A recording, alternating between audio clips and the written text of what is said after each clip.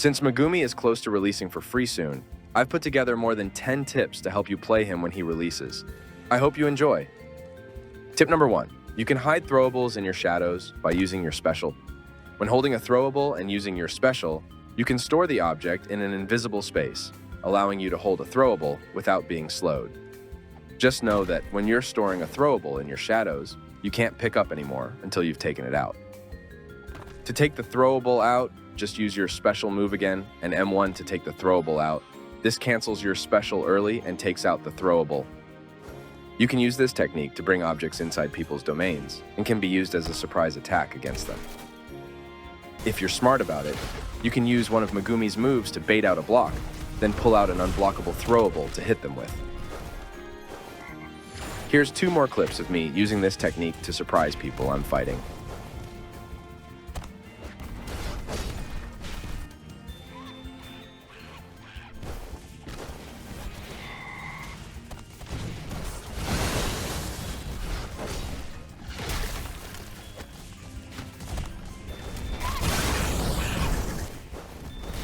Tip number 2. It's possible to chain together all of your moves using Toad plus Nu.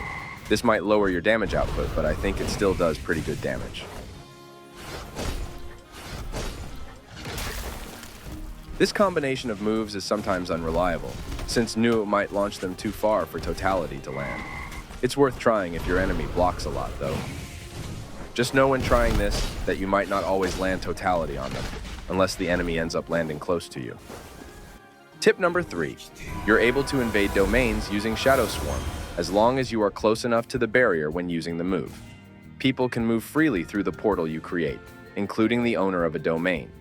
The owner of a Hikari domain can even get a jackpot while outside of his domain, meaning you can use this with your friend if they're getting jumped inside their own domain. If you're not a fan of using Shadow Swarm to invade domains, however, you could opt to riding Nue to glitch inside domains. This is a bug which was actually added back into the game after being patched out. There's not really a point to invading a domain that isn't a Hikari one, since the sure hit effects of Malevolent Shrine and Infinite Void affect you negatively, but you could use it to get away from an enemy chasing you, if you think it's somehow the safer option. It's also about domains. Did you know that you're able to actually leave Infinite Void despite its ability to keep you stunned? If you use an emote that causes you to move forward, like Conga or Broom, you're actually able to move during Infinite Void. As long as you have a Megumi who's willing to risk their life on the outside of the domain, they can break you out of there.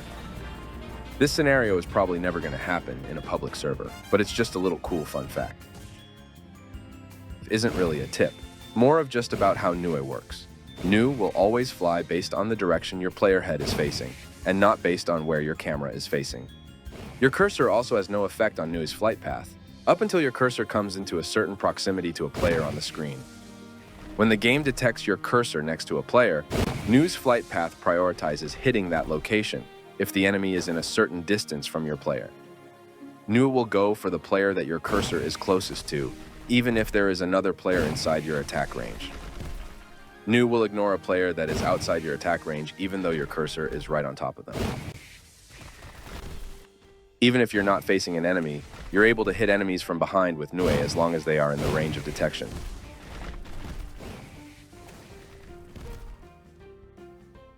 Did you know that Great Serpent's uptime is based on the moment that you grab a player using it?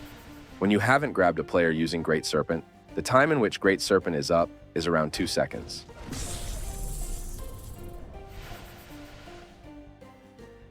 However, if you grab a player with Great Serpent very soon after you pop the move, the time you are in Great Serpent increases from 2 seconds to 5 seconds.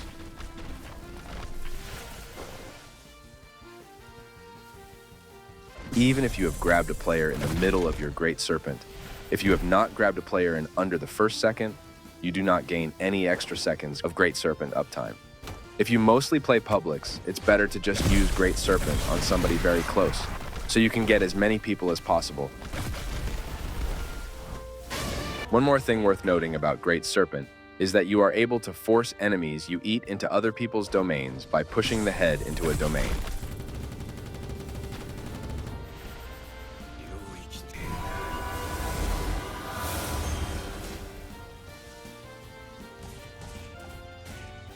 Have you ever sometimes whiffed your max elephant from an M1 combo like this?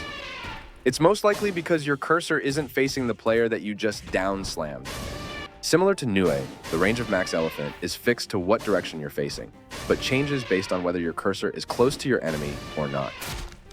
As you can see, as long as my mouse is on top of the player's model, max elephant will automatically lower the range to hit the enemy. This, like Nue, also allows you to hit enemies from behind. Some people might not know this, so I'm putting it here just in case. You're able to switch between movesets after awakening by pressing G, the awakening key, a second time. This does drain your ultimate bar slightly as a trade-off, but it gives you more room and flexibility to work with when you use your moves. For example, when I'm fighting this guy, I switch to my base moveset early, since all my moves are on cooldown and I can't use them. This way, I don't have to wait for my awakening to run out before I can use moves.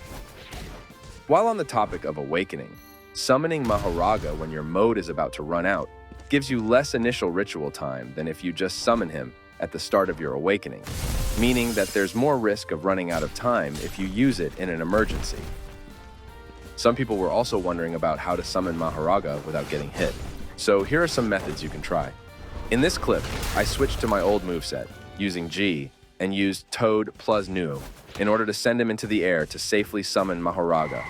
I think if you use Nue right after this, you should be able to send him flying away from you, allowing you to more safely summon Mahoraga than what I did here.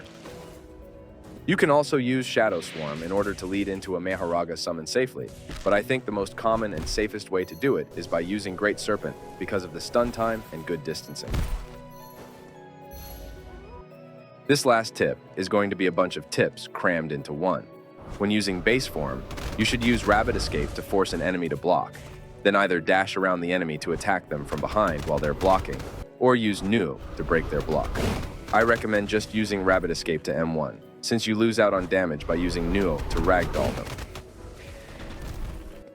Toad is blockable from all sides except behind. You're able to use it as a combo extender if you end with an uppercut, which can be done by holding the jump button down as you finish your M1 combo. I believe this is a true combo as long as you make sure that they don't have their get out of ragdoll dash off cooldown. Divine Dog. Totality is also blockable from all angles. While it does good damage, you should mainly use it on players who are already ragdolled, since it's harder for them to block and counter it as they're being attacked on the ground. You can also use it to bait out blocks to combo into Nue.